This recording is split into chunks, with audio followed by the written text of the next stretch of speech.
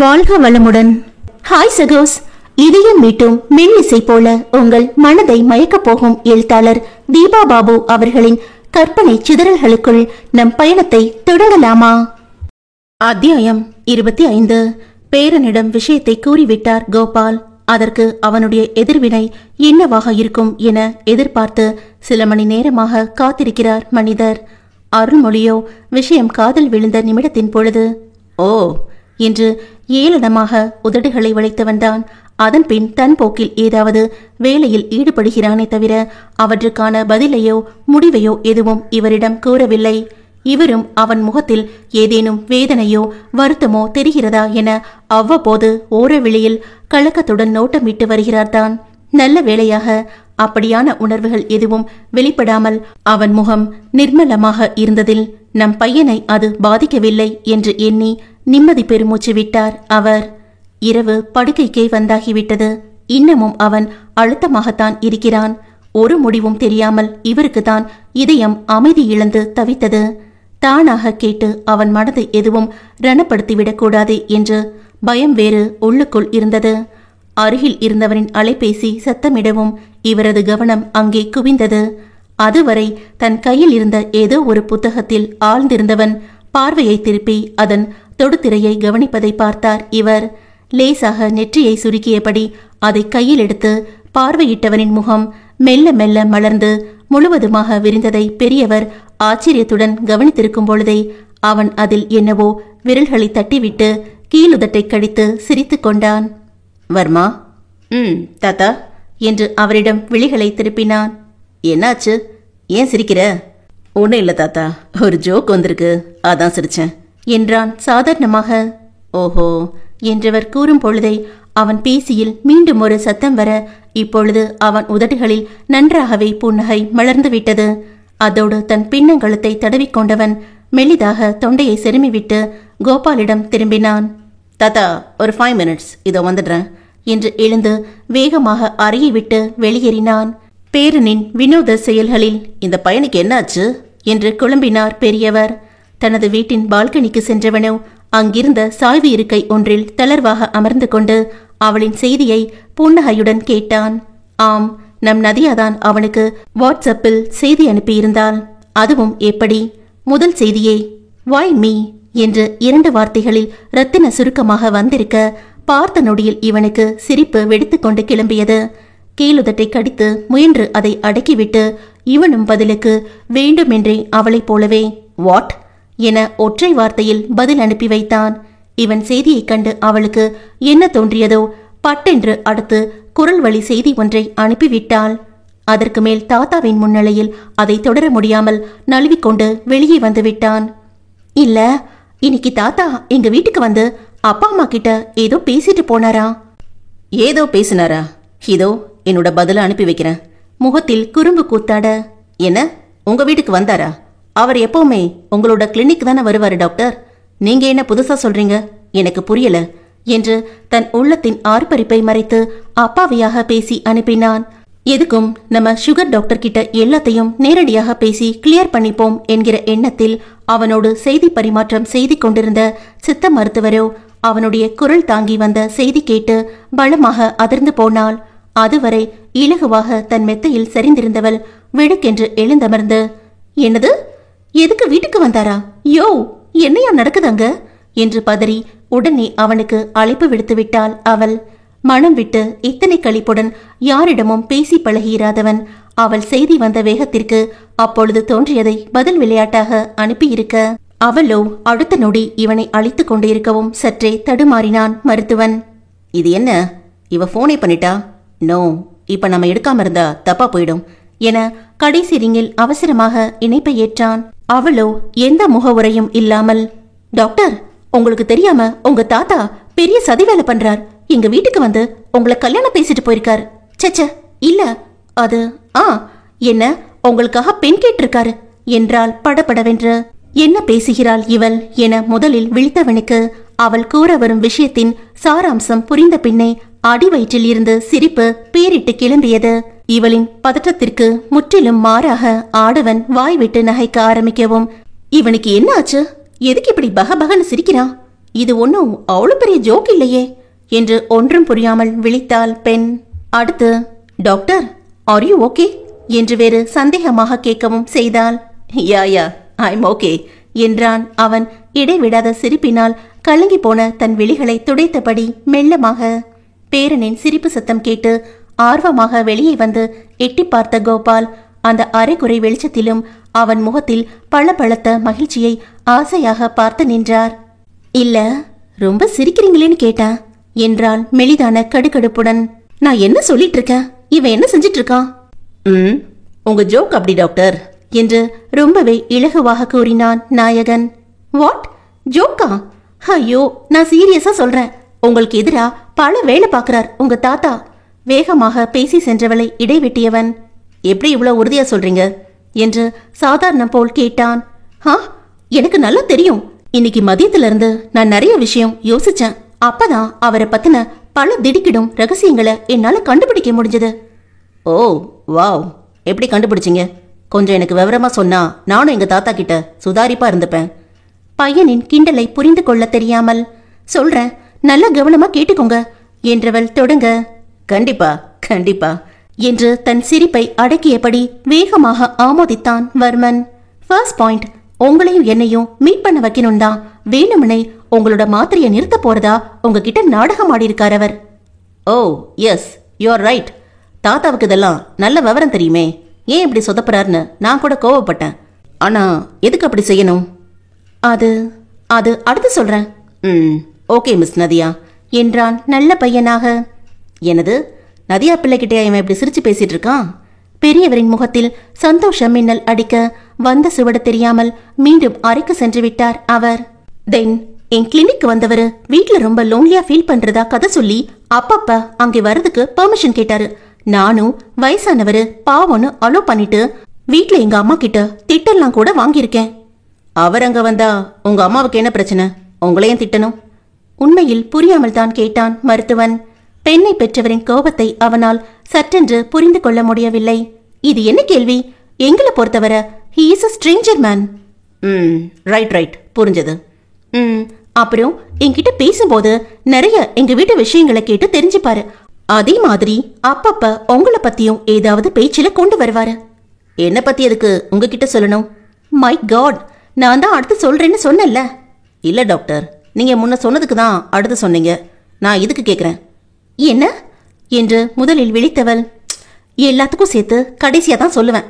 நீங்க அமைதியா நான் சொல்றத மட்டும் கேளுங்க என அதட்டினாள். ஹலோ, என்ன ரொம்ப அதட்டுற மாதிரி தெரியுது? சட்டென்று பம்மியவள். அச்சோ, அதெல்லாம் இல்ல டாக்டர், சும்மா ஒரு வேகத்துல பேசினேன், அவ்வளவுதான் என்றாள் சாதாரணமாக. உள்ளுக்குள் சிரித்து ஓகே ஓகே சொல்லுங்க என்றான் போலி விரைப்புடன். அப்படித்தான் ஒரு நாள் என் வாயை பிடுங்கி நான் அஷ்டலட்சுமி கோவிலுக்கு வரப்போற நாளை தெரிஞ்சுக்கிட்டு உங்களையும் அங்க அழைச்சிட்டு வந்தார். My goodness, great plan. அன்னைக்கு கோயிலுக்கு போய் ஆகணும்னு என்கிட்ட அத்தனை அடம் பிடிச்சார். ஆமா, அதைத்தான் சொல்றேன். பட் இதெல்லாம் ஏன் தான் புரியல. இட்ஸ் ஓகே, நீங்க தான் கடைசியா சொல்றேன்னு சொல்லியிருக்கீங்களே. இன்னமும் அவன் தன் நாடகத்தை தொடர நம் பெண்ணும் தீவிரமாக அவனுக்கு ஒவ்வொன்றாக விவரம் கூறினார். அதுக்கப்புறம் ஒரு நாள் எங்க சொந்தக்காரங்க கல்யாணத்துல என்ன பார்த்தார் தாத்தா. உங்ககிட்ட சொன்னாரா? சொன்னாரே. உங்க விஷயம்லாம் எனக்கு உடனுக்குடன் வந்துடும் டாக்டர். என்று பெருமூச்சு எடுத்தவள், இன்னைக்கு எங்க வீட்டுக்கு வந்ததையும் சொன்னாங்களா என்று கேட்டாள். பொய் சொல்ல சற்று சங்கடமாக இருந்தாலும் அவளை பேச வைத்து கேட்பதிலும் பேச்சை வளர்த்துவதிலும் ஆர்வம் பிறக்க உண்மையை மறைத்தான் மருத்துவன். அது இல்ல, சொல்லல. நீங்க ரொம்ப அப்பாவியா இருக்கீங்க டாக்டர். யாரு, நானு என்று உள்ளுக்குள் சிரித்து கொண்டவன். நீங்க என்ன ரொம்ப டேமேஜ் பண்ற மாதிரி தெரியுது என்றான் அவளிடம் அழுத்தமாக. காட், அப்படியெல்லாம் இல்ல, உங்க தாத்தா தான் உங்களை ரொம்ப டேமேஜ் பண்றார். தன்னிடம் கடுப்புடன் பேசுபவளின் வாயை இன்னும் கிளறுவது போல். எனக்கு என் தாத்தா மேல நம்பிக்கை இருக்கு என்று உறுதியாக கூறினான். நீங்க நம்பிட்டே இருங்க. என் அம்மா அப்பா கிட்ட அவர் என்ன சொல்லிட்டு போயிருக்கார் தெரியுமா? என்ன என்றான் அலட்சியமாக. நான் உங்களை அண்ணான்னு கூப்பிடக்கூடாதுன்னு பயந்துதான் திருப்பதியில என்னை பார்த்து பேசினத ஞாபகம் இல்லைன்னு நீங்க பொய் சொன்னீங்களா? தாத்தாவின் செயலில் அதிர்ந்து போனவன் பேச்சின்றி ஊமையாக. என்ன ஷாக் ஆயிட்டீங்களா என்றாள் பெண் ஏளனமாக. இத தாத்தாவே சொன்னாரா? அவன் ஆழமான குரலில் கேட்க, பின்ன நான் ஏன் அனாவசியமா பொய் சொல்ல போறேன்? எனக்கெல்லாம் அதுல சுத்தமா நம்பிக்கையே இல்ல தெரியுமா என்று இலகுவான சிரிப்புடன் பேசினாள். ஏன் என்றவரின் ஒற்றை கேள்விக்கு அது எப்படி நம்புவேன்? நீங்க தான் எப்பவுமே என்ன வேண்டாத விருந்தாளிய போலத்தானே பார்த்து வைப்பீங்க. அப்புறம் ஏன் சந்தேகம் வரப்போகுது என உதட்டை பிதுக்கினாள். பட் நதியா, உங்களுக்கு ஒண்ணு தெரியுமா? தாத்தா பொய் சொல்லல.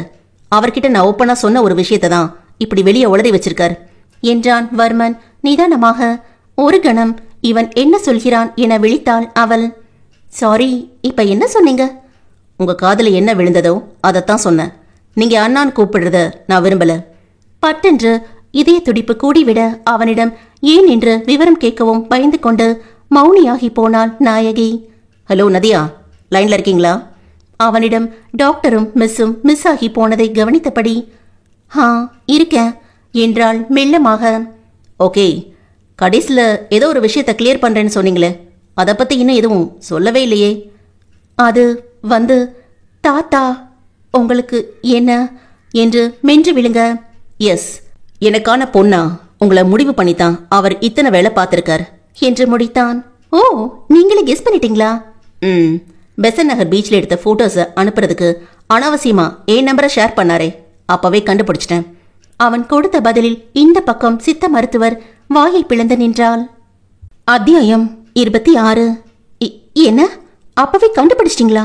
அப்புறம் ஏன் தாத்தா உங்களுக்கு தெரியாம எங்க வீட்டுக்கு வரார் என குழப்பத்துடன் கேட்கும் பொழுதே லேசான சந்தேகம் பிறக்க அவனிடம் நேரடியாக விசாரித்தாள். அப்போ நீங்க தெரியாதுன்னு சொன்னதெல்லாம் பொய் தானே? பொய்ன்னு சொல்ல முடியாது, உண்மையை சொல்ல மனசு வரல. ஏன் என்றாள் பெண் வேகமாக. உங்ககிட்ட இருந்து மெசேஜ் வருங்கிறதையே நான் எதிர்பார்க்கல. அடுத்து வாய்ஸ் மெசேஜ் அனுப்புனதும் இல்லாம பட்டுன்னு ஃபோன் வேற வரவும் கொஞ்சம் தடுமாறி போயிட்டேன். கழுக்கென்று நகைத்து விட்டவள், என்ன டாக்டர் நீங்க இப்படி சொல்றீங்க என்று கேலி செய்தாள். ஹலோ, இப்ப என்ன, சட்டுன்னு ஓப்பனா ஒத்துக்க முடியாம லேசா சொதப்பிட்டேன், அவ்வளவுதான். பெண்ணின் முகத்தில் சின்னதான வெக்க புன்னகை பூக்க அமைதியானால். மெலிதாக தொண்டையை சிறுமிக் கொண்டவன், நீங்க என்ன முடிவெடுத்திருக்கீங்க? ஐ மீன் உங்க வீட்ல என்று நாசுக்காக கேட்டான். அதுக்கு முன்னாடி நீங்க சொல்லுங்க. என்ன சொல்லணும் என்று புரியாமல் கேட்கும் பொழுதே அவளின் சத்தம் குறைந்து ஒலிப்பதை மனதில் குறித்து கொண்டான். எல்லாமே சொல்லணும், எடுத்த உடனே ஓப்பனா பேச முடியலன்னு சொன்னீங்கல்ல, இப்ப சொல்லுங்க. பிடிவாதமாக கேட்பவளின் சொற்களில் பெருமூச்சு எடுத்துக்கொண்டவன் மேலோட்டமாக பெண் பார்க்கும் விஷயத்தில் தாத்தாவிற்கும் அவனுக்கும் இடையில் நடந்த வாக்குவாதத்தை கூறினான். பாருடா, ஒவ்வொரு விஷயத்திலையும் அவரை ரொம்ப ஆட்டி வைப்பீங்க போல இருக்கே. மெலிதாக சிரித்து கொண்டவன், அப்படியே அவர் ஆடிட்டு தான் மறுவேளை பாப்பாரா என்று கிண்டலாக கேட்டான். இல்ல இல்ல, இந்த விஷயத்துல உங்களை நான் நம்புறேன். எவ்வளவு சுலபமா உங்க மனசை மாத்தி பொண்ணு முடிவு பண்ண வச்சிட்டாரே. அவன் மௌனமாக அவள் பேச்சை ரசிக்க, சரி உங்களுக்கு ஓகேவா? அது நான் டயபெட்டிஸ் என்று தொடங்கும் பொழுதே அவன் வேகமாக இடையிட்டான். எனக்கு தான் எல்லாமே தெரியுமே, அப்புறம் எதுக்கு இந்த டாபிக் எடுக்கிற? இது என்னடா கழுத தேஞ்சு கட்டரம்பான கதையா?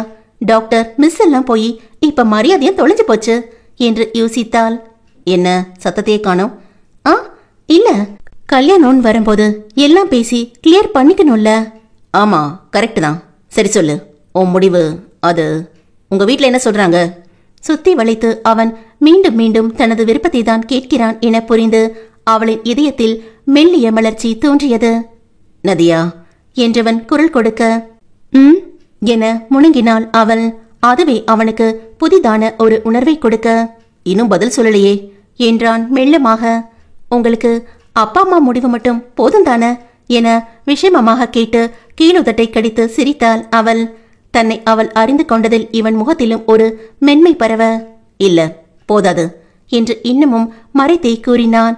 அவனைப் போலவே தானும் எவ்வாறு மறைமுகமாக பதில் தருவது என சிறிது யோசித்தவள், அவங்க பொண்ணு கொடுத்த பெர்மிஷன்ல தான் அவங்கள பெத்தவங்க நாளைக்கு தாத்தா கிட்ட கல்யாண பேச்ச உறுதி பண்ண போறாங்க என்றாள் அமர்த்தலாக. ஓ கிரேட் என்றவன் சிரிப்புடன் பாராட்ட, தேங்க்யூ என மகிழ்ச்சியுடன் ஏற்றுக்கொண்டாள் பெண். அடுத்து என்ன பேசுவது என்று புரியாமல் இரு பக்கமும் சில நொடிகள் அமைதியில் கழிய, நான் உங்ககிட்ட ஒன்னு கேட்கட்டுமா என நாயகியே அதை கலைத்தாள். ப்ளீஸ். அது நான் கொஞ்சம் ஃப்ரீயா பேசலாமா? வர்மனின் நெற்றி லேசாக சுருங்க, எதை ஃப்ரீயா பேசணும்னு இவ கேட்கிறா என யோசித்தவன் அவள் மீது இருந்த ஏதோ ஒரு நம்பிக்கையில் அனுமதி கொடுத்தான். பேசலாமே, என்ன கேட்கணும்? இல்ல, உங்க நேச்சர் பத்தி கொஞ்சம் தெரிஞ்சுக்கணும். நீங்க எப்படி மூடியா ஆர் ஜாலி டைப்பா இந்த மாதிரி? ஓ, நதியாவுக்கு எப்படி இருந்தா பிடிக்கும்? அவன் அழகாக கேட்ட விதமே பெண்ணின் மனதை வெகுவாக கவர்ந்திழுக்க, ஏன் சொன்னா அதே மாதிரி மாற ட்ரை பண்ணுவீங்களா என்று கேலியாக கேட்டாள். கண்டிப்பா மாட்டேன். எனக்கு வரதத நான் செய்ய முடியாது. பட் உன்னை ஹாப்பியா வச்சுக்க கூடிய சூழ்நிலைய என்னால நிச்சயம் அமைச்சு கொடுக்க முடியும். அவனின் அலட்டல் இல்லாத நேர்மை பேச்சை நிரம்பவும் ரசித்தவள். வாவ், இது போது எனக்கு. நான் எப்பவும் மூட் அவுட் ஆகாம ஹாப்பியா இருக்கணும், அவ்வளவுதான் என்று இவள் அலட்ட அவன் பக்கம் மெல்லிய நகை ஒலி கேட்டது. சிரிக்கிறீங்களா என்றாள் சந்தேகமாக. சாச்ச என்றவன் மறுக்க, மறுபடியும் போய் என அதை ஏற்க மறுத்தாள் அவள். இருக்கலாம் என்றவன் ஒப்புக்கொள்ளவும், அப்பா பயங்கரமா வார்த்தைகள்ல புகுந்து விளையாடுவீங்க போல இருக்கே. அவள் ஆச்சரியப்பட, உன்னை விடவா என்று மடக்கினான் அவன். ஹா, நானெல்லாம் நிறைய பேசுவேன், நீங்க கொஞ்சமா பேசுறதுலயே நிறைய ரசிக்க வைக்கிறீங்க. என்ன என்றவன் வியப்புடன் கேட்ட பின்புதான் இவள் அதிகமாக தன் மனதை வெளிப்படுத்துவது புரிந்து நாக்கை கடித்து கொண்டாள். அச்சோ, இப்பவே இப்படி உளறி வச்சா இன்னும் காலத்துக்கும் எப்படி சமாளிப்பேன்? அவளின் சங்கடம் புரிந்து மௌனமாக சிரித்துவிட்டு வேறு பேச்சு எடுத்தான் மருத்துவன். நான் மூடியா ஆர் ஜாலி டைப்பான்னு கேட்டல்ல, ரெண்டுக்கும் இடைப்பட்ட மனுஷன். எனக்கு அமையிற சூழ்நிலைகளை பொறுத்துதான் என் மனநிலை இருக்கும். ஆனா அதே சமயம் எதுவும் என்ன அவ்வளோ சீக்கிரத்துல பாதிக்காத அளவுக்கு ஸ்ட்ராங்காவும் இருப்பேன். குட். நானும் அப்படித்தான். நான் சந்தோஷமா இருக்கணுமா அழுகணுமா கோபப்படணுமான்னு எதையும் நான் தான் முடிவு பண்ணுவேன். தெரியும், முத நாளே அதை புரிஞ்சுக்கிட்டேன். அவன் பதிலில் லேசாக அசட்டு வழிந்தவள். அன்னைக்கெல்லாம் என்ன ரொம்ப சில்லியா நினைச்சிருப்பீங்கல்ல என்றாள் மெதுவாக. கண்டிப்பா இல்ல. பார்த்த முத தடவையே உன்னோட குணம் ஓரளவு பிடிப்பட்டதால ஒவ்வொன்றையும் நான் ரசிக்கத்தான் செஞ்சேன். ஐ மீன் உன்னோட பேச்ச சொன்ன என்றான் நாயகன் அவசரமாக. உள்ளுக்குள் சிரிப்பு எழுந்தாலும் ஆ புரியுது என்று அவனைப் போலவே சங்கடத்தில் இருந்து விடுவித்தாள் நாயகி. ஓகே, ரொம்ப டைம் ஆயிடுச்சுன்னு நினைக்கிறேன். அவன் அதையுமே நாசுக்காக வெளிப்படுத்த, ஆமா பை, குட் நைட் என்றாள் பெண் சமத்தாக. இதயத்தில் தோன்றிய பெரும் நிறைவுடன் குட் நைட் என்று முணங்கிவிட்டு இணைப்பை துண்டித்தவன் தூரத்து வான் நிலவையே சில நிமிடங்கள் இமைக்காது நிர்மலமாக பார்த்திருந்தான். பின் மெல்லிய பெருமூச்சுடன் எழுந்து அறைக்கு வர கோபால் இன்னமுமே விழித்திருந்து மேற்கூரையை பார்த்தபடி ஏதோ சிந்தனையில் ஆழ்ந்திருந்தார். தாத்தா, தூங்கலையா நீங்க? என அவனிடம் பார்வையை திருப்பியவர், அதே நல்லா தூங்கிட்டேன்டா, அதான் இப்ப தூக்கம் வரமாட்டேங்குது என்றார் புன்னகைத்தபடி. அவர் அருகில் படுத்தவன், அதுக்கு ஏன் இப்படி அமைதியா இருக்கீங்க? ஏதாவது பாட்டு போட்டு கேட்டுட்டு இருக்கலாம்ல என்று கேட்டான். பாரேன், அது தோணவே இல்லை. அலைபேசியை சற்று தள்ளி இருந்த சிறு மேஜை மீது எட்டி வைத்துவிட்டு கையை மடக்கி ஒரு கழித்து படுத்த பேரனின் முகத்தை விழியகற்றாமல் பார்த்தார் அவர். அவனாக ஏதாவது சொல்வானா என பார்த்தால் லேசாக மலர்ந்திருந்த இதழ்களில் இருந்து இப்போதைக்கு முத்துக்கள் எதுவும் உதிர்வது போல் தெரியவில்லை. என்னடாச்சு? படுத்தவன் போன்ல ஏதோ மெசேஜ் வரவும் எழுந்து போயிட்ட? பெரியவர் மெதுவாக போட்டு வாங்க பார்த்தார். முகத்தில் இன்னமும் தேஜஸ் கூடிட. ஒரு ஃபோன் கால் பேசணும் தான் போனேன் தாத்தா என்றான் இயல்பாக. இப்படி பட்டும் படாமல் பேசினால் எப்படி வார்த்தைகளை பிடுங்குவது? எனக்கு ஒரு சந்தேகம்டா. தாத்தா, எந்த காலத்திலையும் எப்படிப்பட்ட மனுஷனா இருந்தாலும் இந்த காதல் வந்துருச்சுன்னா திருட்டுத்தனமா அது கூடவே ஒட்டி பிறந்த பொறப்பா வந்துடுமாடா? தாத்தா யூகித்து விட்டார் என புரிந்து அவன் உதடுகள் நன்றாகவே முறுவலிக்க அவரை செல்லமாக முறைத்தான் மருத்துவன். அவ்வளோ சத்தமா பேசின மாதிரி எனக்கு ஞாபகம் இல்லையே. ஆனா சிரிச்சியே. மை குட்னஸ், அப்படி மாட்டியாச்சா என்றான் உல்லாசமாக. சரி, என்ன ஆச்சு சொல்லு. நீ மட்டும் நல்லா என்ஜாய் பண்ணிட்டு பதில் தெரியாம என்ன மண்டை காய வைக்கிற? அவங்க வீட்டில் எல்லாருக்கும் ஓகே தான். நாளைக்கு உங்ககிட்ட பேசுவாங்க போல இருக்கு. இவளுக்கு என்கிட்ட நேரடியாக பேசி கிளியர் பண்ணிக்கணும்னு ஃபோன் பண்ணியிருந்தா. ஓ சரி சரி என்று மலர்ந்தவர் அடுத்து புருவங்களை சுருக்கி அவன் முகம் பார்த்தார். அவங்க கிட்ட இப்போ என்ன சொல்றது வருமா? அந்த சொந்தத்தை பத்தி உடச்சு சொல்லிடலாமா? அது எதுக்கு? தேவையில்லை. இல்லடா, நாளை பின்ன விஷயம் தெரிஞ்சு ஏன் சொல்லலைன்னு கேள்வியோ சங்கடமோ வந்துட்டா என்ன செய்யறது? நம்மளை பொறுத்த வரைக்கும் அவங்களுக்கும் நம்ம குடும்பத்துக்கும் எந்த ஒரு சம்பந்தமும் இல்லை. இப்போ எதுக்கு அனாவசியமா விளக்கம் சொல்லணும்?